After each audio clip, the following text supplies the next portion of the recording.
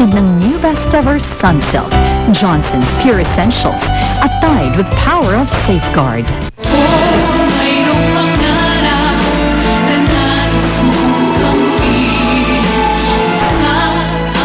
Magiging maayos na ang lahat at hindi na tayo magkakahiwalay. Yun ang akala mo.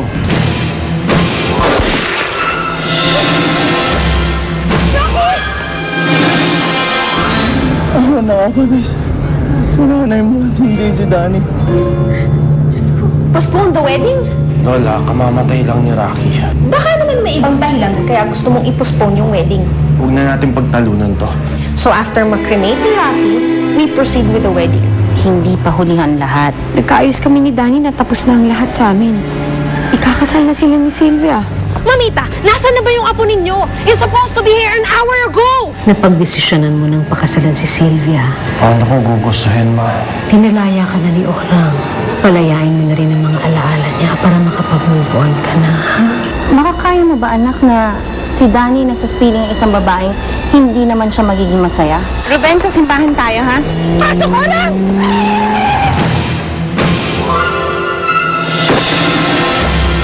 Anong ginagawa ng mga nog-nog na yan dito? Kuya Danny, may kailangan kang malaman.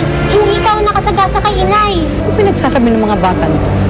Yun po ang totoo, senyora. Si Kuya Rocky po mismo nagsabi kay Ate Orang bago siya mamatay. Siya po talagang nakasagasa kay inay. Hindi ako nakapatay kay Aling Ising.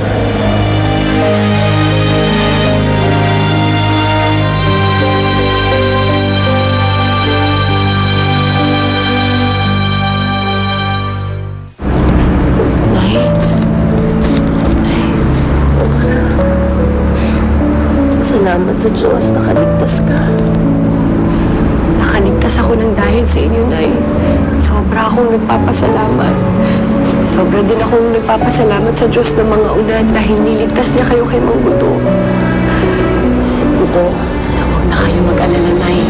Pinapangako ko hindi na mauulit ang nangyari. Orang, nagkausap na ba kayo ni Danny? Kung ganun, walang dahilan para magalit sa akin si Orang. Dahil hindi na nito mababago ang sitwasyon. Kahit kailan, Kuya Danny, hindi nagbagong pakiramdam sa'yo ni Ate Orang. Kung di nga lang na-aksidente si Tita Rosenda, si Ate Orang mismo pumunta dito para kausapin ka. Talaga? Orang, tinatanong kita, nagkausap na ba kayo ni Danny? Inuna ko pong gawin ang dapat kong gawin. Dinala ko kayo dito sa ospital. Walang di sana pinuntahan mo siya pagkatapos mo akong dalhin dito. Inay, hindi ko rin naman maaabutan si Danny kahit gawin ko yun eh.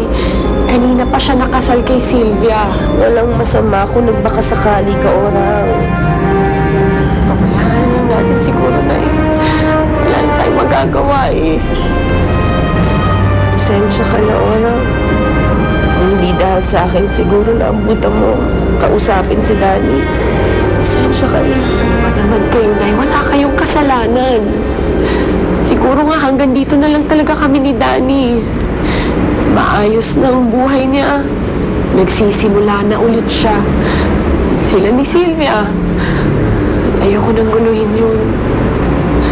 Kapalaran ko na siguro hindi makarating sa simbahan. Kapalaran siguro namin ni Danny na tuluyan na magkahiwalay. Kaya patamo na si Ate Orang, Kuya Danny. Dahil hindi ka aalis. Kailangan kong makausap si Orang. Over my dead body. Nangako ka sa akin na matutuloy ang kasal nito. Kaya hindi ka aalis ng simbahang ito hanggat hindi natutuloy ang kasal natin! Sylvia, sinubukan kong mahalin ka ulit. Sinubukan kong tumupad sa usapan natin. Pero hindi ko na kayang lokohin sarili ko, Sylvia. I'm sorry, but I can't. I won't marry you. How dare you to do this to my daughter? Paano na yung kasunduan naming dalawa ni Doña Marina? What happens to our company? What happens to the merger? You can forget about it, Mr. Villarama. Danny, sundin mo kung ano man makakapagpaligaya sa'yo. Sundin mo eh. Mamita, pati ba naman kayo kakampihan niyo yung orangutan na yon? Mas mabuti pa yung orangutan na yun kaysa mami mo kaysa katulad mo! Walang moto! Go, Danny, go! Danny, wait! Danny! Danny, we can talk about